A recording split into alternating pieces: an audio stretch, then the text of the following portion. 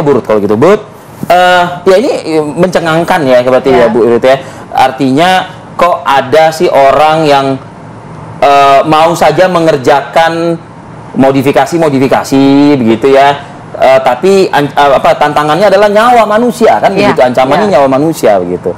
KNKT dalam hal ini kan sebetulnya juga menyerap ini juga dan memberikan hasil investigasi ini kepada aparatur penindak kan seharusnya kan. Betul.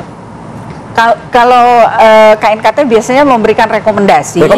Ya, rekomendasi kepada kementerian. Bentuknya seperti apa Bu biasanya rekomendasi? Laporan hasil penyelidikan kita berdasarkan research, berdasarkan data dan fakta di lapangan, kemudian kita analisis, kemudian kita simpulkan faktor penyebabnya apa, kemudian bagaimana mengurangi atau mencegah kejadian yang sama terjadi. Itu yang biasa kita lakukan. Apakah itu juga bisa buat masukan kebijakan nanti, kebijakan baru yang akan di... Justru itu, nanti seharusnya ya Dirjen Perhubungan Darat yang akan menindaklanjuti dengan perubahan peraturan gitu. Ya, nah tapi kan kejadiannya nggak seperti itu di lapangan. Segala sesuatunya di Indonesia ini bisa berubah gitu loh.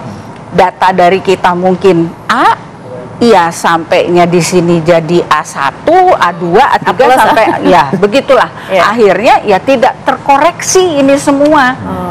Kejadian seperti ini kan pernah terjadi waktu itu di tahun 2006 kalau nggak salah di Mabuju.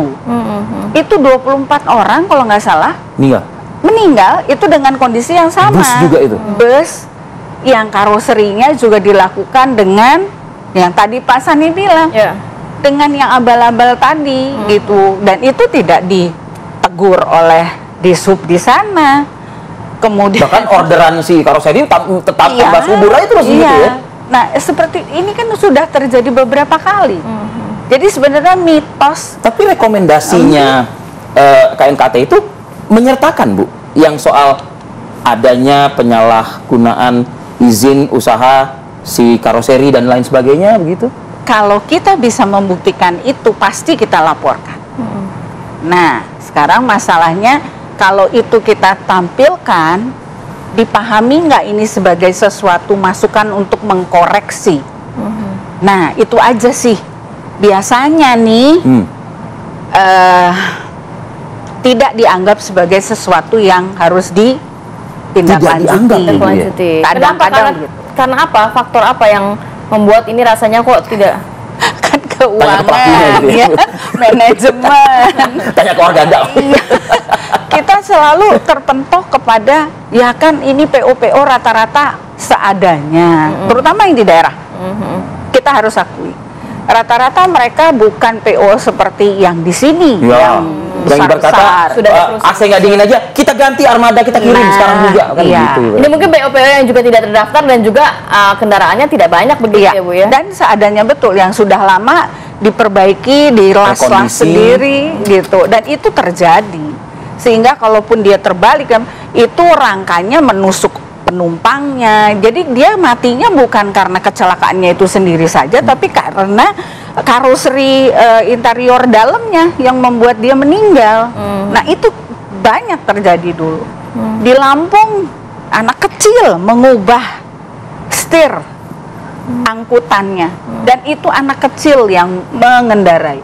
Setelah kami datang, baru polisi menyetop mereka. Yang tapi di bawah umur ya Bu ya, mungkin tidak punya SIM juga bahkan. Ya memang nggak punya.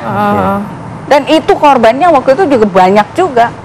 Satu angkutan. Berarti dari Ibu sebagai investigator KNKT juga sejalan dengan Mas Ani ya, bahwa memang pengawasannya ini sangat lemah sekali. Betul.